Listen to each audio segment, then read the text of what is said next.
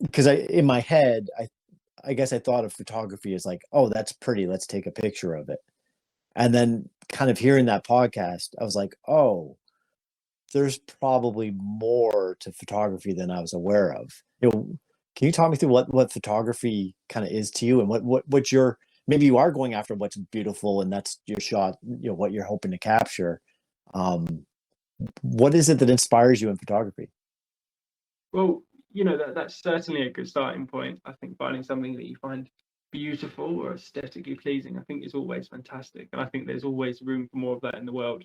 I absolutely don't criticize, stock imagery. I think it can be amazing, but I think for me, I definitely, as I lent into alcohol for answers, I think I definitely lent into photography, and it gave back so much. I think that my time studying, my time teaching, I really found a healing within photography and specifically within print. Um, I'll give a story of um, perhaps one of my most potent moments as a photographer, and it was an amazing opportunity I had in my final year of university to actually travel and stay in Las Vegas for a week, um, to essentially bring to life this um, this image that I had of this place, Las Vegas. Everything that I've seen in the movies, in Casino, in um, The Hangover, these classic tapes of Elvis playing in Vegas. I was convinced that if I was to go to Vegas with nothing but my impressions of Vegas, I would be able to find my own sort of version of Las Vegas. What would it mean to me? And I was inspired to do this project, partly based on a novel that I'd read, beautiful novel called Beautiful Children by an author called Charles Bock. Grew up in Vegas. It's about missing children, children specifically that run away from home in their teenage years, something that I almost felt like I did, running away from my trauma. I was also partly inspired through this project because of a breakup that I'd had at the time that hit me quite hard. And in many ways, that breakup came as a result of my lack of being present, being able to, I guess, face my trauma. So I went to Vegas with this idea of finding, um, I guess, this Las Vegas that existed for me. What did it mean? How could I represent that through images? And I had in mind that I'd only wanted to come back with maybe 12 images, and these would be shot on film on my 6x6 twin lens camera. So square images, all in color. And in many ways, I think that I knew that I was lost at that point in time. I really related to these children in Charles Bock's book that had left home in pursuit of their own home or whatever they were trying to find. And I guess I was trying to find a place in the beautiful pastel hues and the neon lights and the just washed out tones that you find all throughout those, um, bit more rustic, quieter parts of Fremont at the end of the Las Vegas Strip. So the disused side of Vegas that was huge maybe 50 or 60 years ago. It's all down the other end now. But I was interested in this part. And that project went amazing. I made that and I made some books. But it was while I was in Las Vegas for that project and talking about me and mindful here. This is a very particular day where I got talking to another photographer on the street um, who had seen me walking around Las Vegas with my camera. I think she'd recognized the cool camera I had, and she'd also seen me on Instagram.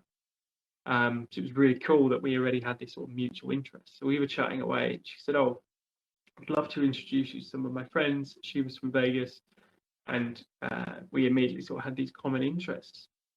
As I said, my project in many ways was about me bringing to light this feeling of being lost. I'm not sure I had the words at the time verbally to tell my loved ones around me that I was lost. I didn't know what I was doing.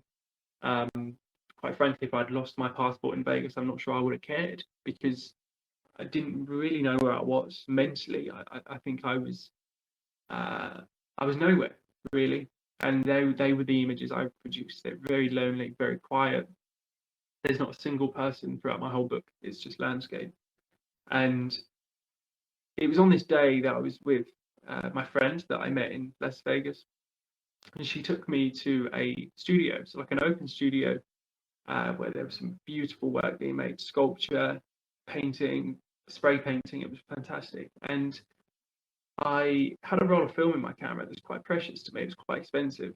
And I was aware that I was in this place where I wanted to shoot. I felt like there was something there. I didn't know what it was, but I was present enough to realize I should be shooting this. There was a man there who he resembled Picasso so much. It was uncanny. It was incredible. He was Picasso with a Californian accent. And he had a pullover hoodie just covered in paint.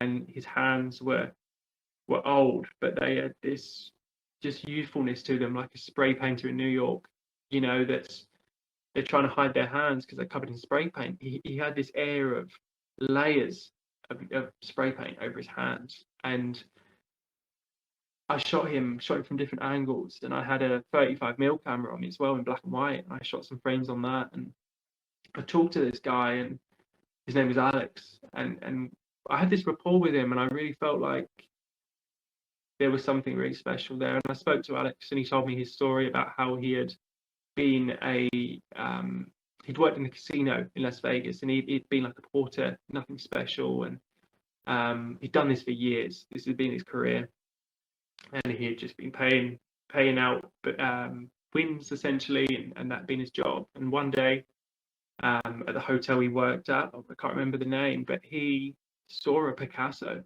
in the hotel. It's on exhibition, and that changed his life. It blew his mind. That was enough for him to give up his career and get into painting. And he was an incredible painter.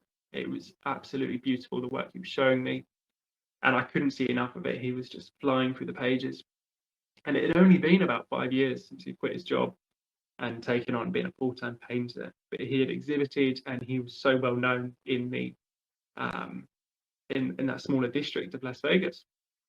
And so I came back home to the UK, and I graduated uni. I finished the book, and after that, I guess I was pretty satisfied with photography. I had a few smaller projects, but I guess I didn't really feel a sense of that project that I made in Vegas definitely stood out to me. That was one of my favorites, and there was something about being there, making those images, that was really special, and it always had a place in my heart. And it was only about 18 months after I'd been in Vegas that I got a message on Instagram from my friend that I'd met in Vegas, and she told me that Alex had passed away, and had actually got COVID, and he died. And she had asked me for some of those images to use for his memorial. And it was that moment that I realized that day when I was there shooting him, I needed to be there. And that to me transcended being a photographer, being an artist. But this is about a human issue. It's about having that spiritual connection. That day when he saw that Picasso, it changed his life. In a way, that was a trajectory for him to go onto his path, so I could meet him, so that he could leave a lasting impression on me. And I think that is what photography means to me.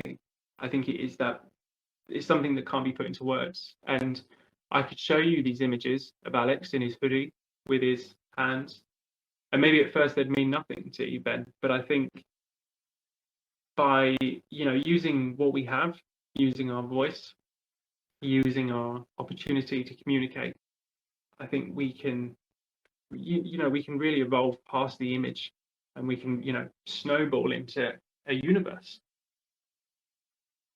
I gotta say, like, in this having doing these podcasts, right, it always amazes me. I get to the end of them, and that's where the magic happens. I'm so happy I asked that question. Like, that's awesome. That wow, you literally just painted a picture for me, and it makes me think of just like this your waiting video, and I think some of the art I've kind of created nothing special, nothing amazing, but like that process of creating, and then that connection to him, and just that. And I think of that guy. Imagine he had passed away before ever seeing that Picasso.